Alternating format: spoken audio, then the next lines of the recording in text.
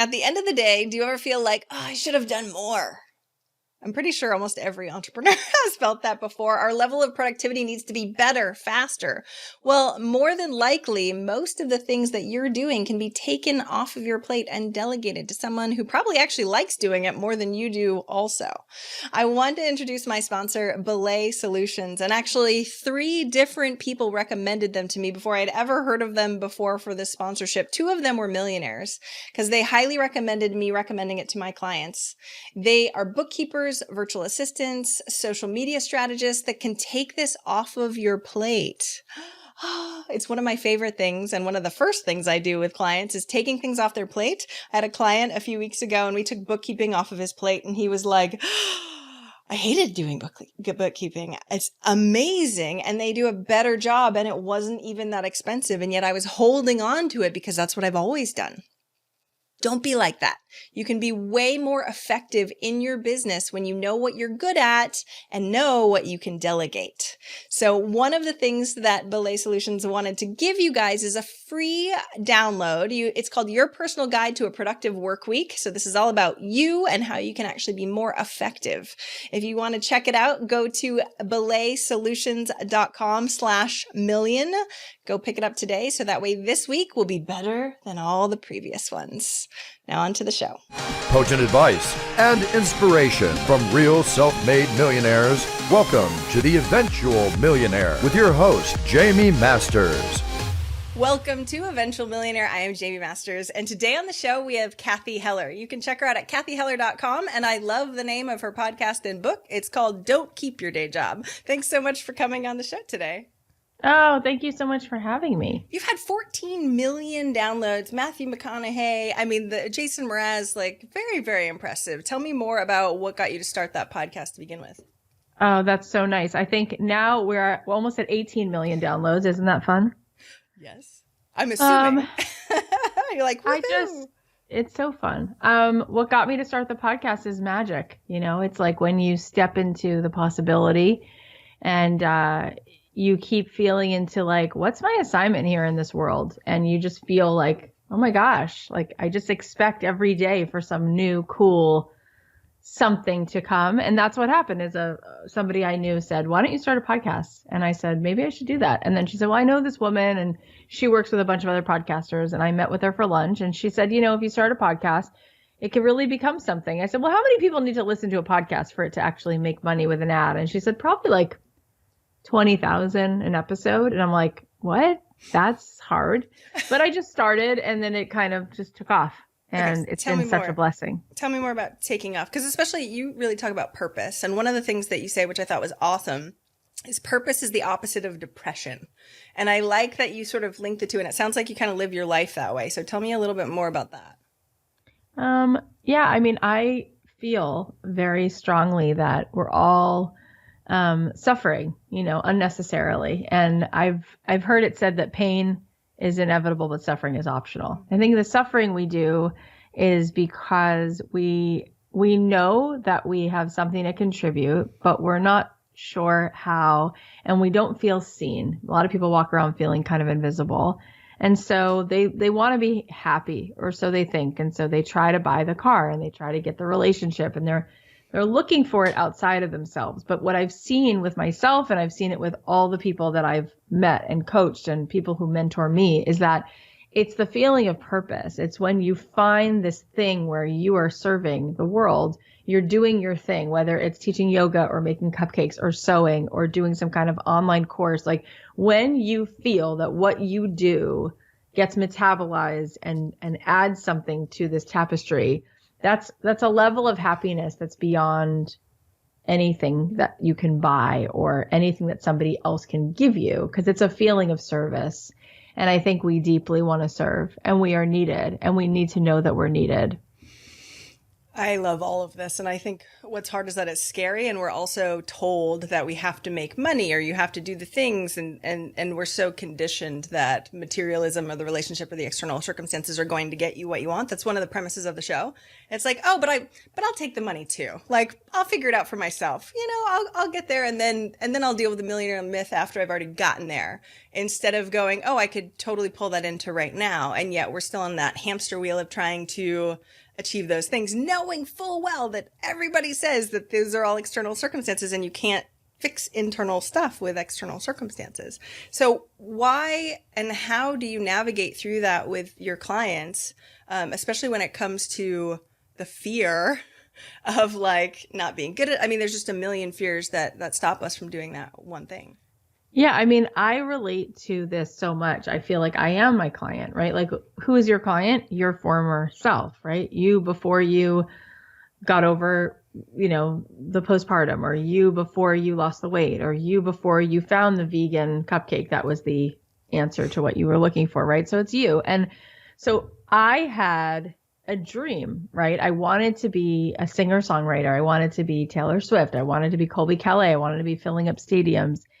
And my whole life, when things would get hard and my parents went through their divorce and my mom suffered from manic depression and she was suicidal and we had no money and the electricity turned off and it was just like one of those tough times, I just dreamed that one day I'd get so far away from where we were and I would be on stage and I would do what I loved, which is to sing, and somehow people would see me. And so I came out to LA after college wanting to get a record deal, and it wasn't like they were just handing them out on the corner. And so I got a bunch of day jobs and I tried on different hats, like Barbie. There's like astronaut Barbie and vet Barbie. And I was like, well, maybe I'll work in a casting office. Maybe I'll work in a real estate office. But it kept gnawing at me that that's not me. That'd be me being somebody else. But I had a day job and I kept working on the record thing and I kept writing songs and they were mediocre and then they got better. And then I actually got signed to Interscope. I got a record deal. And I was there actually in the room. Lady Gaga was recording Paparazzi. And they were like, what kind of coffee do you want? And I'm like, oh my God, I'm doing this. I'm going to do this. And I wound up getting dropped from the label. And I got another day job. And I was at that day job. And I was like, now I can't have this little belief that one day somebody would recognize me because I got there and then I got rejected. So there is no there. I have to suck it up.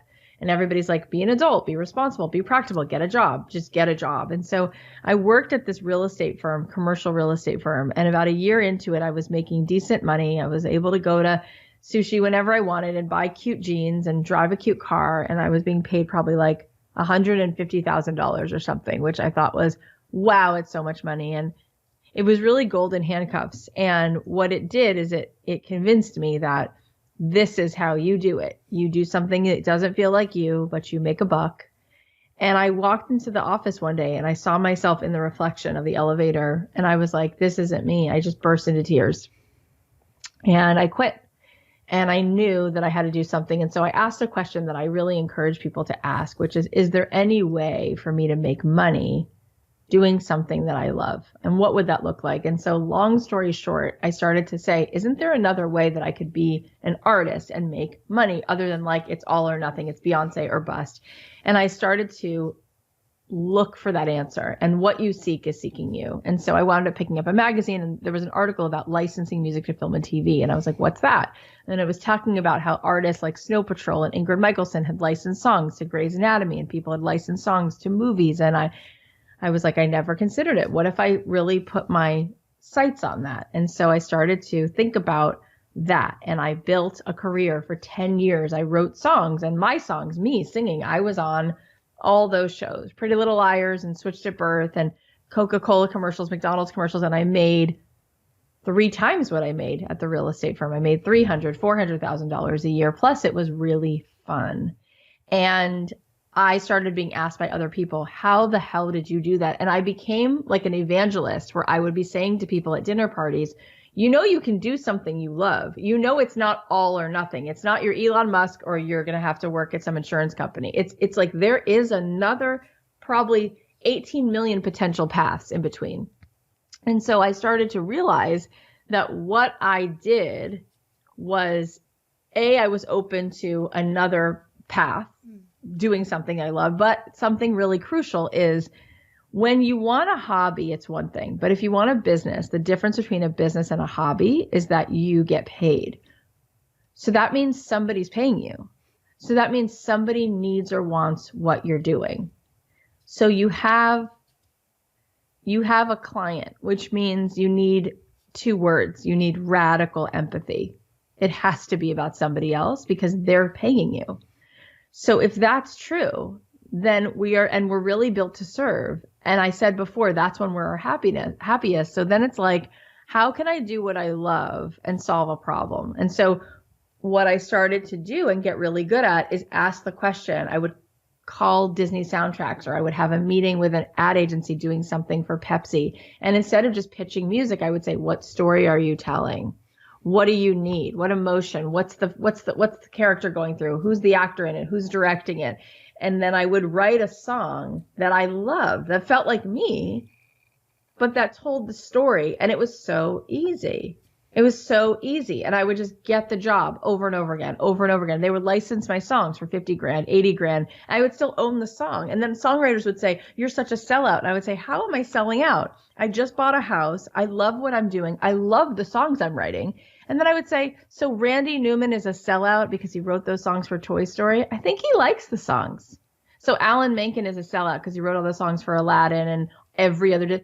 I don't think so. Like, what about Michelangelo, who was commissioned to paint the Sistine Chapel? He died with $50 million in his bank account before we add inflation, which now it's like $3 billion. Okay. So he was given a client who had a particular request to paint the depiction of the Bible on the ceiling with a particular kind of paint. What I'm saying is, when you figure out that it's not, I do something I don't like and make money, or I do something I love and I starve. It's, how can I solve a problem with the skills and talents that I have? How can I find a client who'd be the biggest investor, the best client? And that would be the problem I would try to solve. Does that make sense? Oh, a million times, yes. How long did it take you, though, to go from quitting to really feeling like you found that client that you could deliver and serve to? Because I think the gaps of timing, it sounds amazing for people listening. And they're like, that's amazing for her. But the time, I'm sure, wasn't like a week, right? No, it wasn't a week. It probably took about a year till I made my first. I remember making $58,000 to write a song for a Hasbro commercial. And they were like, yeah, can you write a song about like friends? And I wrote this song called We're Good Together. We're good together. We're good together. Look at how we shine when we're side by side. We're good together. I was like, that's 50 grand. And then I licensed that same song again 4 different times. So that one song, that one day in the studio, which felt like absolute Disneyland sunshine, I made $200,000. It was ridiculous. So and that probably took a year, but I had this feeling of expectation that it could happen at any second because I stepped into that possibility. But okay, what I tell people is don't quit and take the leap. I tell people, like, create a side hustle and build the bridge, because it would have been easier for me had I done that. I see that now. And by the way, I did wind up making $300,000, $400,000 a year writing music. However, I then wound up making $1 million, $2 million, $5 million a year. And all of those projects were side hustles to my then very busy music career. So I've learned and seen in my own life that the side hustle is brilliant. So here I was doing this music thing. And then what happened? Hey, Kath, I'm a songwriter. How did you do that? How did you do that? How did you do that? And I was like, I don't teach that. I write music. And I was like, very cool, like doing my thing. You know, I was in Billboard magazine, Variety magazine, but like, I mean, it happens to be right here because I just did it. Like, when I say I was in Billboard, I mean, it wasn't like a mention. It was like a full page feature because I was crushing it, right? I just happen to have this on my desk. But there I am. Okay. So the point is, I was not available to do anything else. And that's actually a problem because people were saying, I want to know how you did that, which meant that the universe was giving me a new opportunity. And I didn't see it as an opportunity. I didn't want to be a teacher. I wanted to be an artist. And then a friend of mine, well, she was a stranger. She became a friend. I was on somebody's podcast who had a music podcast, and we were talking about making a living as a musician. And I was talking about what I do, and I'm so proud of it. I'm so excited about it. I'm so into it. And I got an email from a woman who went to music school, and she said, would you teach a class on it? And would you teach a class online? I'm like, no, absolutely not. I don't even know what an online class is. I don't know Amy Porterfield. I don't know podcasts. I'm an artist. I live in LA. I go to a studio. I play a piano, and that's it. And she said, well, it's a huge opportunity for you because so many people are going to want to know how you did that. And I decided, why am I resisting this so much? It kept coming up over and over again, over years. And I was like, you know what? I'll do it. And so on the side, I was pregnant with my third daughter. I was like, I'll do it before she's born. I'll create some kind of a program. And I started by teaching a class in my living room to 10 artists to see like what they needed. Again, radical empathy. What questions would you have? They were soaking it up. They were eating out of the palm of my hand. I was like, okay. And I decided to put this class online. It was called 6-Figure Songwriting. And it was a massive success. And it made millions. And I was like, oh my God, this is insane. Like what I made with each song, for every song I wrote, for every client I had, there was a line around the block of people who wanted to know how I got the client, how I wrote the song. And then that turned into, maybe I should teach people how to do what they love. It could be anything. Like I could apply what I did with music, which is pretty competitive. You could apply that to any scenario. How to build a bakery, how to get fans, how to anything. And so it's about being resourceful. And so the show blew up. And then now I teach a class called Made to Do This, which is very, very successful and very, very fun. And I teach people how to find their calling and in 12 weeks go from like that idea to income in 12 weeks. Okay, so many questions. Okay, so when it comes to the resisting part, because you said you resisted for years, which is always interesting, right? When it's like, oh, it kept banging on my door and I'm like, where did that resistance come from? Did you feel like it was a time thing, or are you not listening to your intuition? Like, tell me about how you figured that. It was an ego. It was ego. It was like, I'm an artist, so like I'm very precious about that. Like I can't be a teacher that feels so dorky. Like, I don't do that. And then what a missed opportunity. Because again, going back to what we started with, we get the most fulfillment from service. So how do you know where you're most needed? Right. And that's our job, is to look for where we can serve. What are the opportunities? It's not about me. It's about the world, right? It's about the world. And so I said, well, if all these songwriters want to learn this, and I would, by the way, at the time I was telling my friends how to do it for free anyway. I was like, let me get over myself.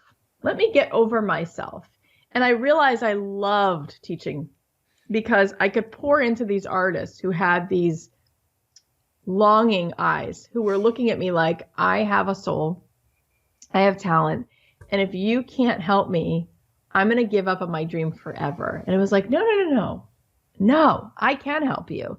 And so I remember one of our first students, John Kleinbell, he calls me and he says, you won't believe it, I got a song in a Starbucks commercial. And about 4 months before, in the middle of the class, he's like, I have to give up. I can't do this. I said, you will not give up, and you will do this and do what I said and do it again. And you were going to stick in it.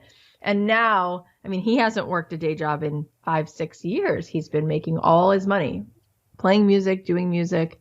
So, I stuck in it, and I'm so glad I got over myself. And then, what happened is the floodgates just opened, and I let go of what my identity had to look like. And then I did the next thing. I just kept saying yes. The next thing was this idea to start a podcast. I was like, I don't know the how.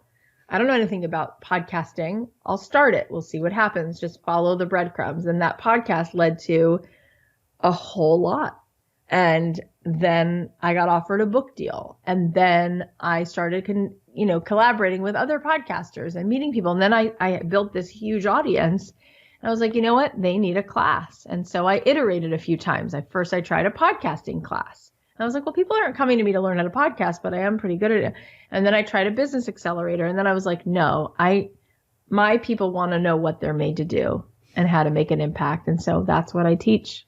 I love the reiteration process though, too, because it seems like finding your purpose, quote unquote, can be very right or wrong based on people's opinions. Like, oh, this feels right, or this doesn't feel right, right? How do you help people find the thing that they really are their purpose, quote unquote? Yeah, I mean, I think part of it is we have to take it off a pedestal, because the clarity follows the action.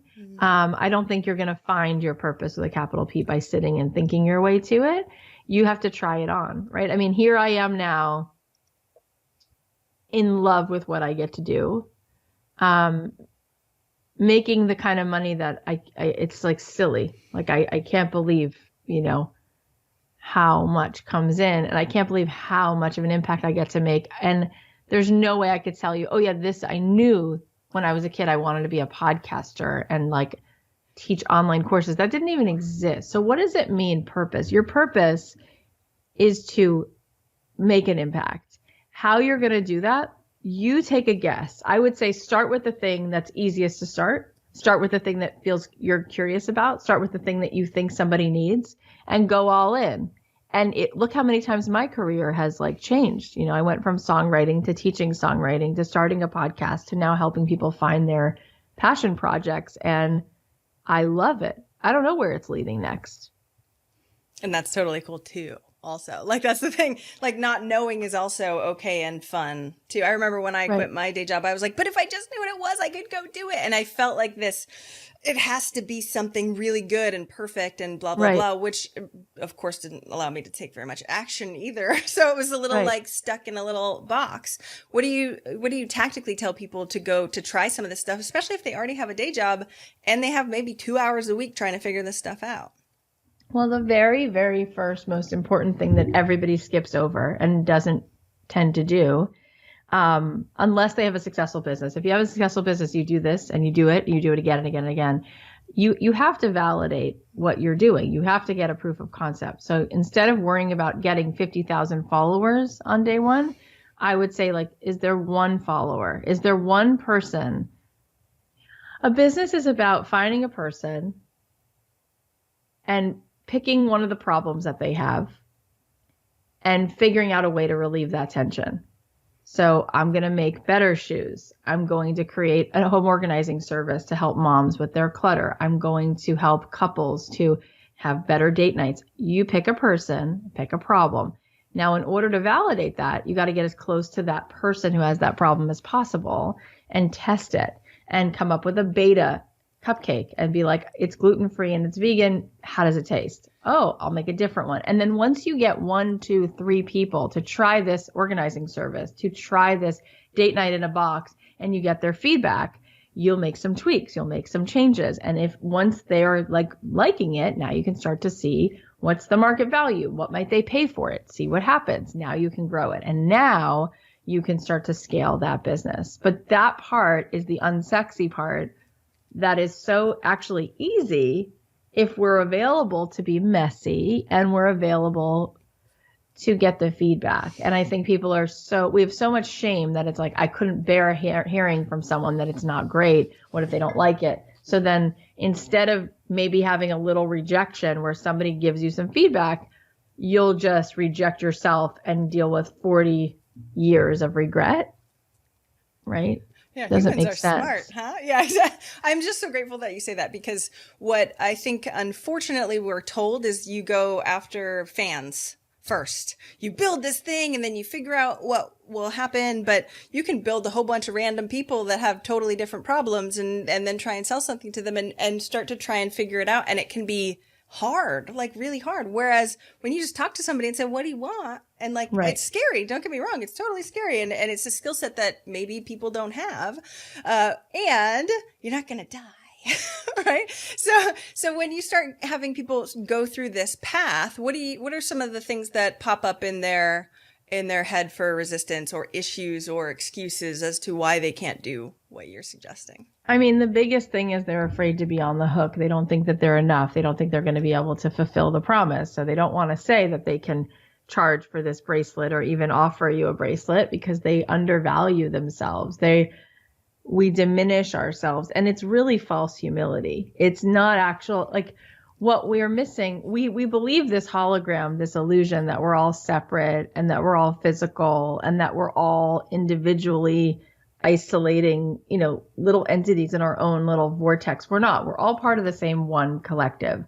So when somebody rises and grows and lifts and brings in energy or money or abundance or more joy, the world around them gets filled with more joy, right? Their family, the people that they interact with that day. So our self-realization is the greatest gift we give the world because we are one collective. The rising tide lifts all the ships, right? So Howard Schultz coming out of public housing and having the courage to open that shop, that Starbucks, and then creating 34,000 Starbucks, he's created hundreds of thousands of jobs and given people health care and then paved the way for other entrepreneurs and invested and been philanthropic. And so it's like the rising tide rises the boat. So when we say, who am I to do this? That's the problem. And who are you to do this? Who are you not to do it? Right? Like, I believe that what's really deep and true is that there's only one singularity in the world. There's one energy. It's like source. It's God. It's whatever you want to call it, but it's in you. So that part, from that part of you, it's like, what would love do? Love would open its heart and share themselves and stop beating yourself up and criticizing yourself and just make a thing and put it in the world and think to yourself, like, this is my gift. Everybody has a different gift. Everybody's born with a different bag of tricks. If my gift is writing, if my gift is communication, if my gift is beauty, if my gift is agriculture and I don't do it, then it never got done. Like, I say to my students, it's like a puzzle, and there's nothing more frustrating than finishing a puzzle and there's just one piece missing. It's like, where's that piece? Is it under the couch? Is it in the bedroom? Like, that's what the world is like when you don't do your work. So I think it just takes like really 20 seconds of insane courage and like take some bold action. And once you get into action, I always say to people, like, the truth is that what happens from what you're trying to do is not your job anyway. Like, the results or whether this thing is going to go or not, or this guy's going to like you back, or you're going to get featured. It's like, that's all God's job. That's the universe's job. Our job is to know the next move we're supposed to make. You're like, for some reason, I think I'm supposed to text this person back and say, I'm sorry. For some reason, I think I'm supposed to post this blog. For some reason, I think I'm supposed to start this business. Yeah, that's your personal development journey. And you rising up to go ahead and do that next step, you're going to break through your limiting belief of whatever that edge is. And that ultimately is satisfying. So even if you lose, the fact that you showed up for this thing, and then the momentum that comes from that is massive. How do you navigate from that inspired action place? Especially, there's stuff in business that not everybody likes to do. So even if you love the songwriting and stuff like that, there might be paperwork or something that you don't like also. So how do you navigate inspired action, which is sort of this leading by the gut, versus all the other to-do stuff that you have to have on your list? Because again, there is a very big difference between a hobby and a business. Like, a hobby really is not about business. It's really not. And if it's a business, then it is about other people. And we can't expect that if we don't show up every day, and if we're not visible every day, and if we're not clearly making the offer every day, then the business is shut down.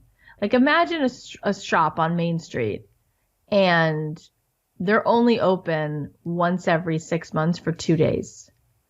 That's not about other people then. That's about their fear. That's about they don't want to do the work. They don't want to put in the time to be consistent.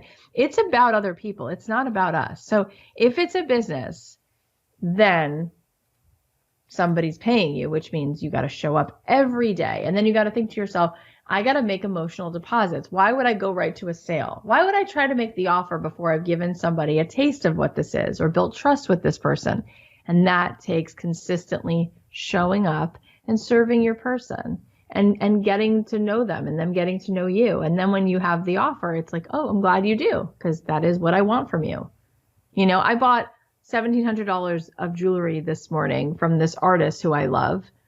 I wasn't mad at her for charging for the jewelry. I'm happy that it exists. You know, it's like, I realize that, like, my kids take all my stuff and I go live so often and I don't have like a pair of earrings because my kids literally, I have 3 daughters. They take everything. I was like, I'm going to buy myself 6 pairs of earrings that I love and just have them. One for every day of the week, you know, treat myself. I was like, Cathy, you're making millions of dollars a year. You can't just have that. So it's like, but how do I know about that artist? Because she shows up in my feed, because she's consistent, because she's built a brand, because she has the guts to charge $400 for a pair of earrings, because it's not about low price. It's about high value, right? Like, low price or not showing up. This is all the stuff of really not serving. If you're really serving someone, then it's not about the price. It's about the promise. there are people all day long who will choose to go to Whole Foods over their regular grocery store because they'd rather pay more for the higher value. But then the job of Whole Foods is to say, but we're committed to the value. We're not selling price. We're selling the value, and the value is this price. It's not lower. But then there are people who go, cool, I don't care what that cost is because I want the value that you're selling. Do you see what I'm saying? It's like, it's about the client. And so we do need to do those things because it's not about me, unless we're talking about doing a hobby. And then we're not talking about millions of dollars or being a millionaire. We're just talking about playing and exploring, which is also nice, but that has nothing to do with money. So where's the line of, because I love what you're saying, especially having kids and doing all the things, right? Because there's a lot of personal stuff and professional stuff, especially when you have your own business. So when you start navigating through what you have to do today, this week, along with, but I don't necessarily like everything that I'm doing, do you just put on a happy face? Do you hire an employee that does like it? How do you, when you start to grow bigger with the same thoughts that you have, how do we sort of stay in that in tune, inspired action as much as humanly possible? So what's interesting, and I'm being totally genuine with you, I love every single part of it. I think I love every single part of it because the business I built is a business that comes from like the soul of my soul. And so there's not a part of it. I like posting on Instagram. I like talking to the clients. I like coming up with the offers. I love selling the offer. I love creating the launches. I love being a part of a launch. I love working with my team. Even when that's hard and I don't know exactly how to navigate something, I like to grow from that. Mm. So which part would somebody maybe not like? I'm being honest with you. Help me understand what people might go, I hate that part.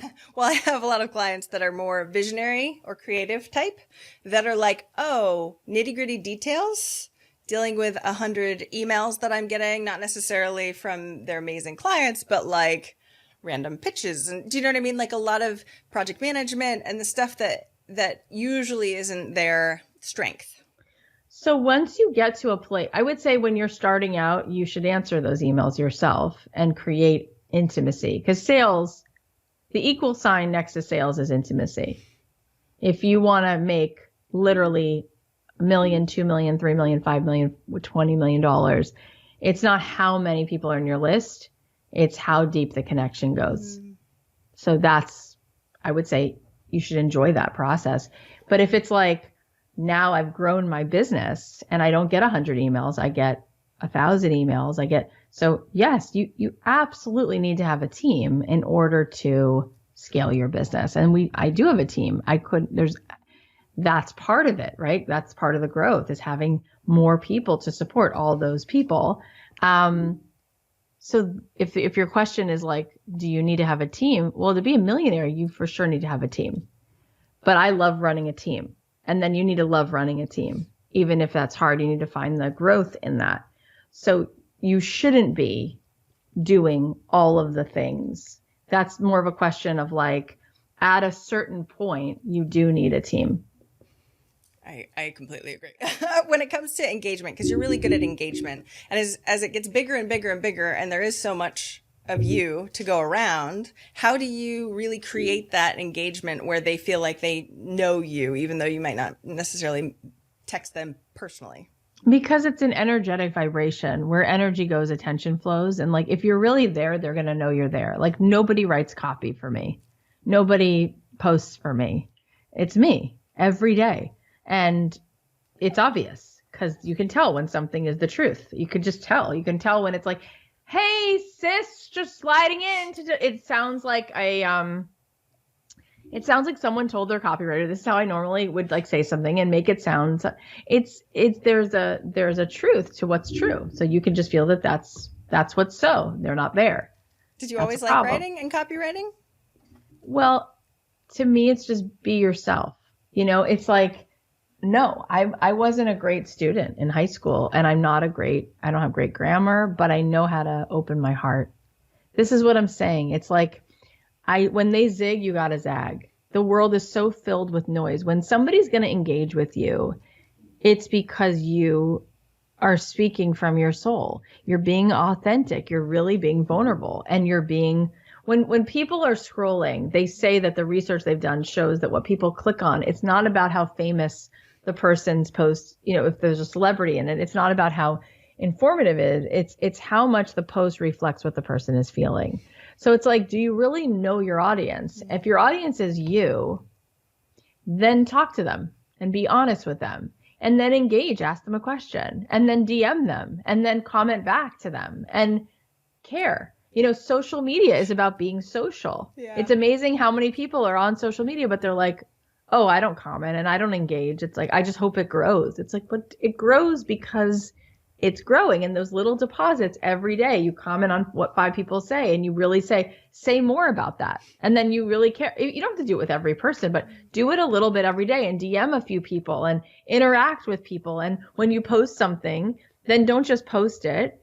Assume everyone's busy. So then 2 hours after you post it, put it in your stories and swipe up to it. Then an hour after that, put another thing in your stories, ask a question. Do you agree with what I'm saying? Have them interact with it. Have them do a poll. It's all about what they're feeling, what they're thinking.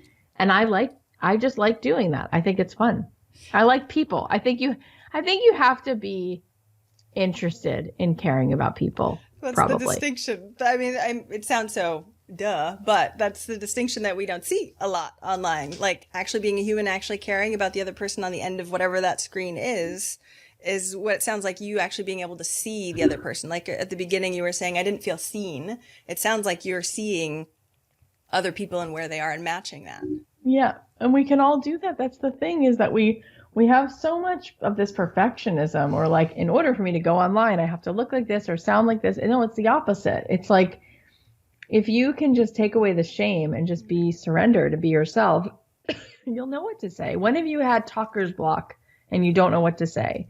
But writer's block comes. But what is writer's block? Writer's block is, oh my God, I have to wear this hat right now and say it so perfectly. No, you don't. I love that. Where is the connection point is what it sounds like you've got. You've got this amazing connection point with these people because you know them so well, because you actually care and you ask questions about what they care about, is what it sounds like. But when it comes to how much time and effort and energy you pour into that, how do you manage that? Because you have a huge audience. They probably email you a bazillion times. You probably don't have the chance to connect like you used to when you had a much smaller audience. How do you manage all that? Well, you don't need to, at a certain point, you don't need to answer every single question, because most of those questions are the same question. And so you can just talk to your audience, and you could send like a little video. Sometimes I'll just pick up my phone, and with my hair messy, I'll just say, I was just thinking this, is this on your heart today? And send it to everyone, or talk about it in an Instagram post. And so what I'm doing is I'm listening. And you listen enough that you start to get a sense of what the collective needs, and then you post about it, you share about it. And then they go, oh, she is listening. Or I do a lot of polls and Google Forms, because I want to know, what's your pain point? What are you struggling with? How can I serve you? But you don't have to write back to every single person, but they should get a reply. But that's where your team can help you at a certain point. I appreciate the fact that you're not like, oh, and then I learned this new strategy from this thing. And you're like, well, I just figure out what they want, and then I just give it to them. And that's like, it's not rocket science, is what it sounds like. Where's the line of vulnerability though, too? Like, especially you're saying being authentic and sort of coming out from what your heart feels like. Do you ever feel like you've gone too vulnerable, or people won't trust you because you went too far?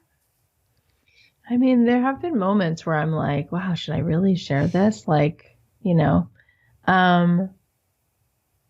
but I think people receive it. I really do. I think people are grateful. I went through a really sad loss of a pregnancy this past summer, where it wasn't even a miscarriage. The baby was terminally ill, so I had to terminate the pregnancy. And it was our first boy. And it was amazing, because every other pregnancy I'd had came through many rounds of fertility treatment. And then I got pregnant naturally.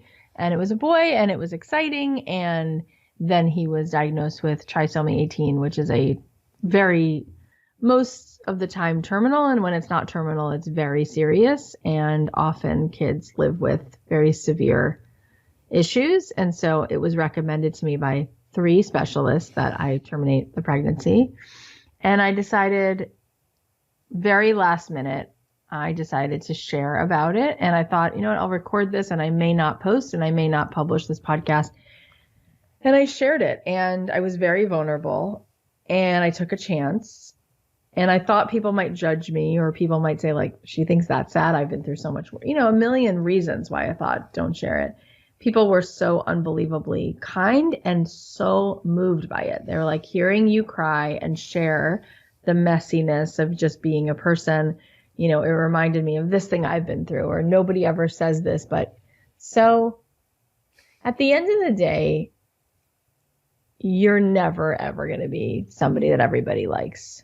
It's impossible. Not everybody likes chocolate. Some people like vanilla. Some people hate Seinfeld.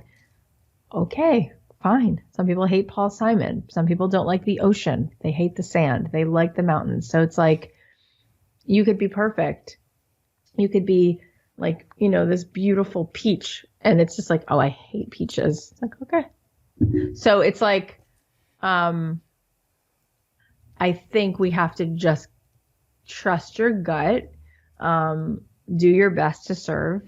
And then if people fall away, it's like, okay, then let them go. Like, why do you need to please everybody?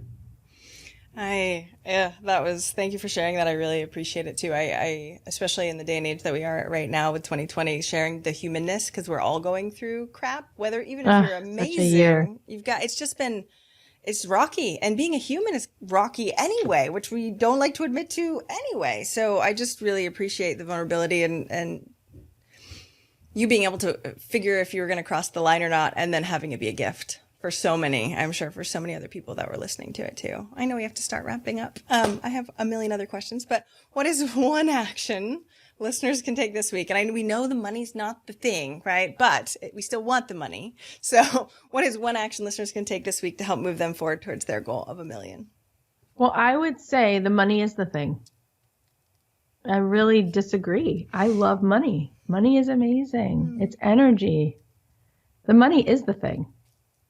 Money is energy. We have so much shame around it. Like, even, I want to ask you, why do you say it that way? Well, my site is about life first, then money. So I went money without being happy first, because I thought that was the thing. And then I shifted it. So to me, I wrote in my book, I Love Money also. I think it's great. I think it's only great when you're doing the things that you actually enjoy in life. So that's the reason. Well, it's interesting. I'm glad I asked you that. It's interesting to me. I think we're talking about it differently, but I know exactly what you mean. Tell me more. But the money wasn't what the problem was. It was. No. Yeah. It's kind of like, because it's like, it's not the water, it's how you use the water. Nobody says that. Money is a resource, right? Yes.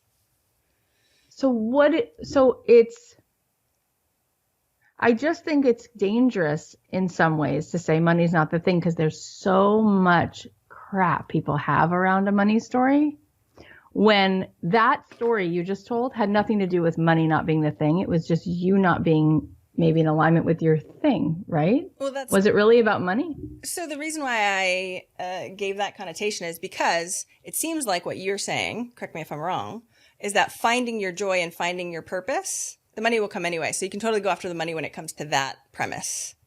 But the premise about going after money for money's sake, for the safety that you think it will bring, no matter what the crap is that you have to do in order to get it, that's the unaligned piece that I don't agree with. Okay, because I did that, course, and that's of course.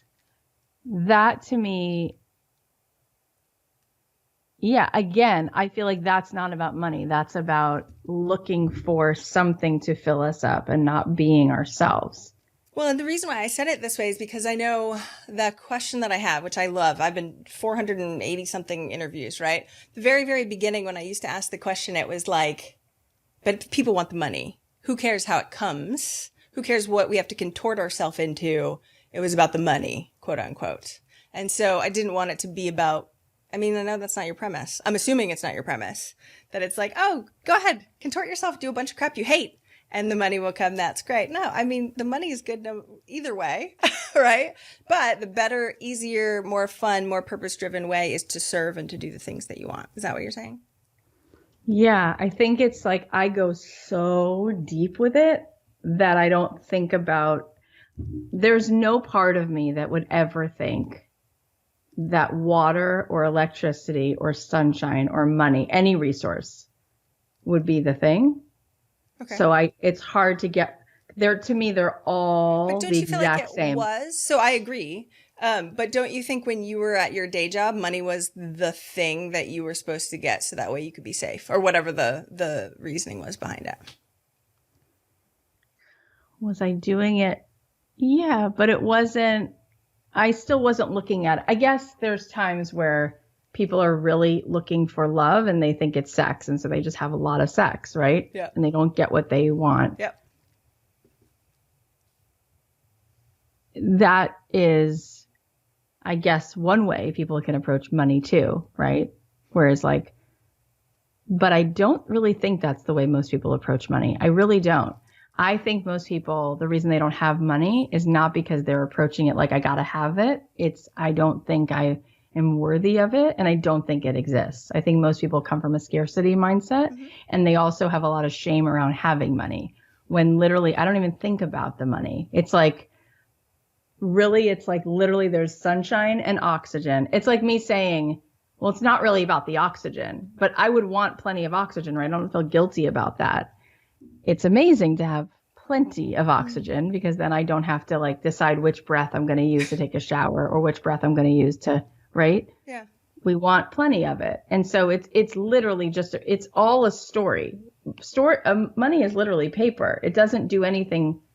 It's just a resource. So anyway, it's fascinating to me, the whole conversation around money. And we're all so worthy of having as much oxygen and as much money, and it's all available, and the world is so abundant. And so there's tons of sunlight and tons of oxygen and tons of energy and tons of money. And I just have a lot to say around just open your heart and allow yourself to truly receive. Because why do people really want money? They want the freedom that it brings. They want the abundance. They want the feeling of expansion. So if you really feel that feeling of expansion right now, you don't need money to give you that feeling. And then when you feel that feeling, you get all those resources we just talked about: money, oxygen, love, right? You'll get it all from like attracts like. You'll vibrate there. It's a very it's just, there's all these words have been so contorted that it's interesting. One person says money and means, perception. There's a grip, there's a thing, there's a charge, there's a whatever. Yep. And it's interesting. I really had to ask you because it's so not a part of my, It's really cool though to see your interpretation and be like, wait, does not compute. What do you? Yeah. Which again, my dad was a musician, a failed musician that had to get a day job that he absolutely hated for his entire life until he retired. Didn't want to listen to me about anything either. He's my dad, right? But pissed off at the world because of a lot of it too, because he needed to have money and again, it could be lack or it could be whatever those pieces are. But I do feel like the perspective that people have make a huge difference. We can totally see what your perspective is, which I also think is accurate, but each person has their own sort of perception on how that goes. So it's I just feel like if people are starving artists, they do have an interesting, if you're suffering from not having money, there's something about you that doesn't want money, that thinks money is evil, or that there's shame around it, or doesn't think that you should have it, or puts it on a pedestal, when literally it's just a resource to help you do your life. That's why I don't even make it a thing. I don't even want to talk about it. It's not this, it's not that thing. It's why would I even call that out? Do you know what I mean? It's all neutral. Yep. It's okay. So anyways. And the perception that I was leaning into was that some people think that money has to come from something that they do not enjoy in order to have it. Right. And that's, as I kind of outlined. Yes. Yeah. I mean, money is everywhere. Yeah. Money is literally a story we made up. We put it on paper. We used to use trading, right? We used to take a can of beans for this little whatever, and we would trade things at port. So then we were like, oh, it's just easier, instead of trading a thing that's matching in value, I'll like put a value on a piece of paper. Yep. So the way we get it is by giving value. So when we don't believe that we have value, we don't trade for that value. Yep. So to me, money is a gift certificate of appreciation of like, this is the value that has. That's why I just don't hook. That's why I don't hook. So to me, when I see money, I see empathy. I see that person figured out something someone needed and got back all of that equal to the value that they gave. Mm-hmm. The serving part, which is the whole point, right? Because when you can link those two, and I think that's the thing that you've highlighted so well. When you link those two, then you get both. Then you get the fun. It doesn't work the other, but it never works the other way. It just doesn't. Like I don't know any example of someone who's not serving, who's not, unless they're literally stealing. Mm-hmm. And then it doesn't work anyway, right? Because then there's usually a lot of darkness covers and finds their life if they're stealing. Otherwise, whether you bought a cell phone or a candle or a car or a guitar lesson or you stayed at a hotel, to the extent you gave money is because you got value back that matched that, unless the person stole, which then they wind up in prison. So to me, it's all an empathy story. And to me, it's all a constant flow of giving and receiving just value. So it's not, so to make money even a thing, it's not about it, but it is about it. It's like, we're not really getting what it is. It's literally handing somebody a certificate of value in exchange for the value that person gave. That's literally what it is. Yeah. A resource. So, right. I love this last question because I usually get a lot of answers, but I've never gone down this tangent with this question ever, which I absolutely love. So where do we find your podcast? Where do we find your book? You can find it wherever you listen to podcasts. It's called Don't Keep Your Day Job. We just had another fellow Texan, Matthew McConaughey, was just on. That's awesome. He was so good, so fun. And and then you can find me on Instagram at Cathy.Heller and just wherever you want to find, you'll find it. But keep doing what you're doing. Thanks so much for coming on the show today. I really appreciate it. Thank you. Thank you for listening and investing in yourself with your time. I so appreciate it. And if you enjoyed this episode, I would be forever grateful if you would be willing to leave a rating or review in whatever app you use for your podcast. I know that's what really bumps it up in the rankings. And I would so appreciate your time, especially if you've been a long-time listener. But of course, if you like this episode and you're brand new, thank you for being here too. Have an amazing, amazing day.